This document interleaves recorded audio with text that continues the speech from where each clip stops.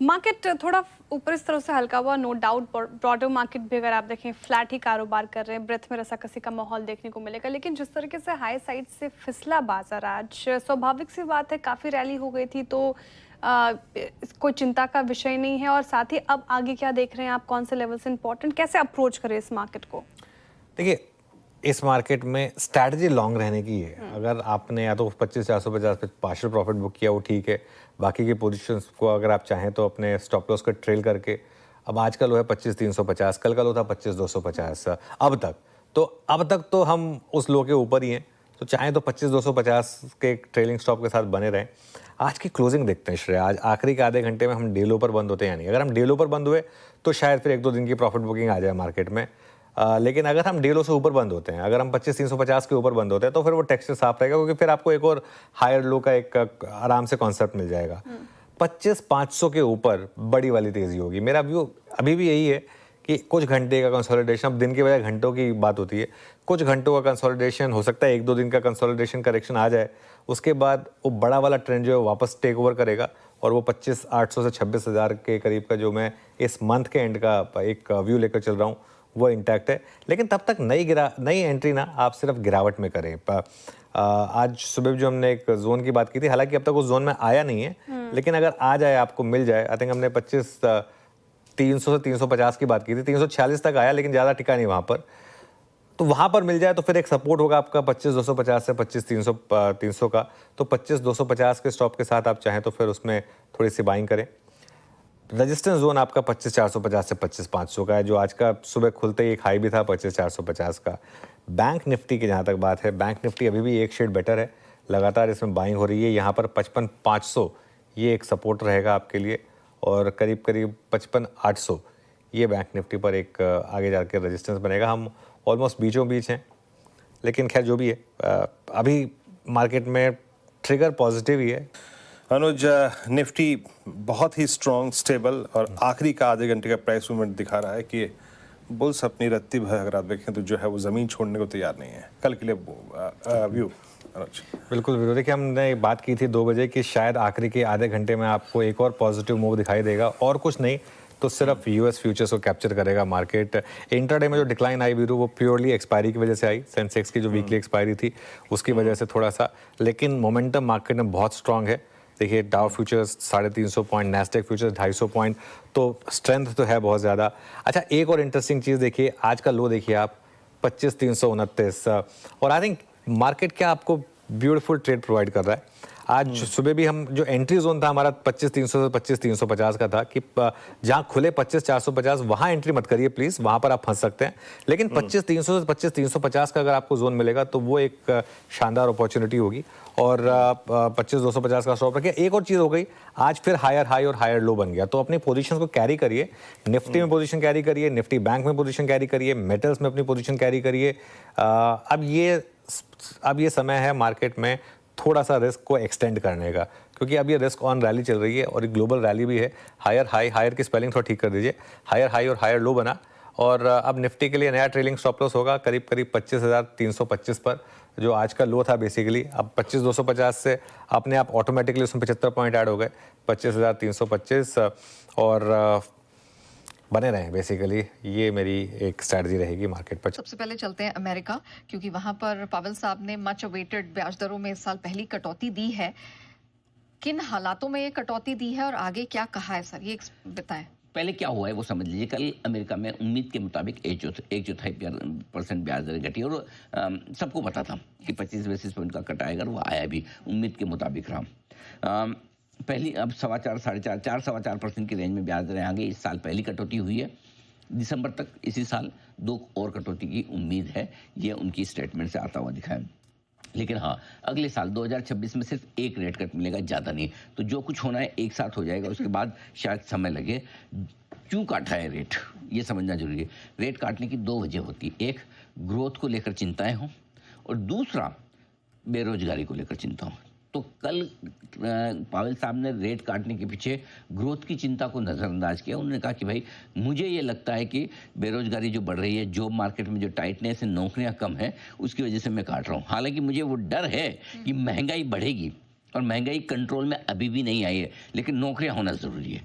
नौकरियां होंगी तो आप महंगाई का सामना कर सकते हैं, बिना नौकरी के महंगाई का नहीं कर सकते। ये उनका मत था और इसलिए काटा है। और इसलिए भी थोड़े से अमेरिकी बाजार ऊपरी स्तरों से हल्के हुए कि वो ग्रोथ को लेकर रेट कट नहीं कर रहे हैं, बल्कि बेरोजगारी के आंकड़ों को लेकर रेट कट करते हुए दिख रहे हैं। तो थोड़ा सा उस वजह से हल्की फुल्की थोड़ी सी ऊपरी स्तरों पर प्रॉफिट बुकिंग आई। और दूसरा ये कि आगे के लिए कोई बहुत अच्छा नहीं बोले, कॉन्फिडेंटली नहीं बोले कि महंगाई नीचे ही बनी रहेगी, आसानी से काबू में आ जाएगी। उन्हें तो लगता है कि उनका जो टारगेट रेंज है 2%, वहां तक पहुंचने में तो 2 साल और लग जाएंगे। सो बहुत जल्दी महंगाई घटने की उम्मीद उन्हें है नहीं। वजह साफ है, टैरिफ जो टैरिफ लगे हैं उसकी वजह से अमेरिका में जो इंपोर्ट्स महंगे होते दिख रहे हैं, या फिर अमेरिकी सामान वो खुद महंगे होते हुए दिख रहे हैं। इस वजह से अभी भी महंगाई को लेकर कॉन्फिडेंस हिला हुआ है पावेल साहब का। काटी तो है, लेकिन आगे काटने के भी संकेत दिए, लेकिन बातचीत और हाव भाव में मजा नहीं आया वैसा जो आना चाहिए। कि एक तो हमारे गवर्नर साहब मेहलोत्रा साहब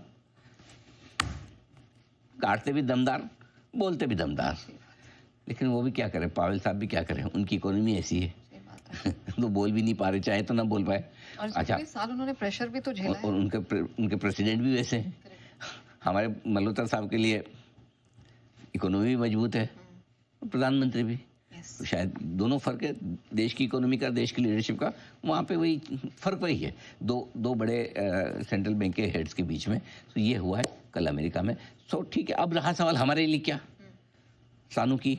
तो बिल्कुल हमारे लिए ठीक है, अमेरिका की घटती हुई ब्याज दरें ठीक रहती है। जनरली डॉलर कमज़ोर रहता है, अच्छी बात है। डॉलर का कमज़ोर होना इमर्जिंग मार्केट्स के लिए ठीक है, थोड़ा पैसा हमारे पास इधर आता है। और दूसरा ये भी है कि अमेरिका में अगर ब्याज दरें घटती, वहाँ पर बॉन्ड यील्ड्स कम होते हैं, तो थोड़ा इमर्जिंग मार्केट्स दूसरे बॉन्ड्स में भी पैसा जाने की उम्मीदें बढ़ती है। हालांकि एक कट से फ़र्क नहीं पड़ता, लेकिन अगर 0.5% कट हो जाए 3 पॉलिसी में, जैसा गवर्नर साहब माफ़ कीजिएगा पावेल साहब जो संकेत दे रहे हैं फेड चेयरमैन, तो मेरे ख्याल से थोड़ा सा वो इमर्जिंग मार्केट्स और भारत के लिए पॉजिटिव साइड पर होता दिखेगा। और इस बीच एक खबर बड़ी आपकी स्क्रीन पर आती हुई दिख रही, वो है भारत के चीफ इकोनॉमी एडवाइज़र की तरफ से। और वो ये कह रहे हैं कि 8-10 हफ्ते में भारत और अमेरिका के बीच में जो टैरिफ का मामला है वो सुलझता हुआ दिखेगा, यानी कि सॉल्यूशन की तरफ हम आगे बढ़ रहे हैं। चीफ इकोनॉमिक एडवाइज़र इनकी तरफ से ये बयान आता हुआ दिखा। वी अनंत नागेश्वरन साहब जो है हमारे चीफ इकोनॉमिक एडवाइज़र, और वो ये कह रहे हैं कि जल्दी हो जाएगा। और उसमें बात ये है कि 25% का जो एडिशनल टैरिफ लगा है हम पर रूस के साथ तेल खरीदने की वजह से, वो जल्दी हटने की तैयारी में है, ये उनका भरोसा है। और ये एक अच्छी खबर आपकी स्क्रीन पर आती हुई दिख रही है, बढ़िया खबर आती हुई दिखे, बहुत बढ़िया। तो ये है आपके लिए अभी तक का एक्शन, लेकिन एक्शन बाजार का देखते हैं। और 100 पॉइंट ऊपर है निफ्टी, 25,435 के आसपास डे हाई के करीब बंद होने की कोशिश है। नेहा जी देखिए, बढ़िया मजबूत बंद हो रहा है। तेजी की पोजीशन बरकरार रखनी चाहिए, नंबर 1। और फ्रेश खरीदना चाहें तो आप खरीद सकते हैं एक ही कंडीशन पर। अब आपका स्टॉप लॉस 25,300 के आसपास का होगा कल के लिए। 25,275 प्रिसाइजली ज़्यादा बढ़िया है। वैसे तो 25,325 बनता है, लेकिन 50 पॉइंट का क्वेश्चन रखें, 25,225 के आसपास और आए तो और ले सकते हैं, या फिर 25,325 के आसपास, माफ़ कीजिएगा, यहाँ से 100 पॉइंट नीचे वहाँ पर और ऐड कर सकते हैं। और 25,275 250 के स्टॉप लॉस से फ्रेश खरीदारी भी कर सकते हैं। और बेहतर ही होगा 25,250 का पुट खरीद लें, ताकि आपकी हेजिंग भी हो जाए अगर आप फ्यूचर्स खरीद रहे हो। ऊपर भी कितना जा सकते हैं, 25,500 से लेकर 25,650 की रेंज कल आपको मिल सकती है। वहाँ पर हम प्रॉफिट बुकिंग करेंगे और वहाँ पे पक्का करेंगे। 25,650 के आसपास पक्का करेंगे, एक बार जरूर करेंगे, कोई डाउट ही नहीं। अब आइए बैंक निफ्टी, 55,750 के आसपास एक और 55,675 के ऊपर की क्लोजिंग जो चाहिए थी वो मिल रही है। ऐसे में फ्रेश खरीदारी करना चाहें कर सकते हैं, लेकिन रिस्क रिवॉर्ड रेशियो इक्वल है। क्यों? 55,850 56,150 आखिरी बाधा है, तो 56,100-150 के आसपास पहुंचेगा तो वहाँ प्रॉफिट बुकिंग आएगी, पक्का आएगी। वहाँ चाहे तो थोड़ा बेच भी सकते हैं। और नीचे में आपके लिए अब जो सपोर्ट है वो है आपके लिए 55,500 के आसपास, तो 55,500 का एक पुट ऑप्शन खरीद के आप फ्रेश खरीदारी भी कर सकते हैं। या दूसरा तरीका है कि स्टॉप लॉस 55,350 पर रखिए, ये सोच के कि 55,500 आएगा तो और ऐड कर लेंगे। सो कुल मिला के रुझान तेजी की तरफ है। शॉर्ट पोजीशन है तो काट लीजिए।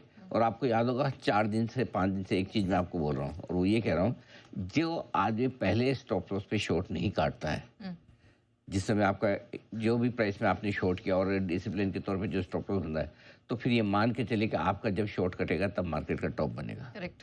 तो इसलिए अब आपको डिसाइड करना है कि आपको शॉर्ट करके टॉप कब बनाना है। अगर आप अब भी नहीं काटेंगे तो और बढ़ेगा, काटेंगे तो वहीं रुक जाएगा। इस चीज़ की ऑलमोस्ट गारंटी होती है मार्केट में। जी। हाँ, तो अगर इसीलिए जो ट्रेडिंग करते हैं उनको यही कहा जाता है कि डिसिप्लिन रखिए। अगर आपका स्टॉप लॉस ट्रिगर हो रहा है तो काट लीजिए, ख़त्म कीजिए।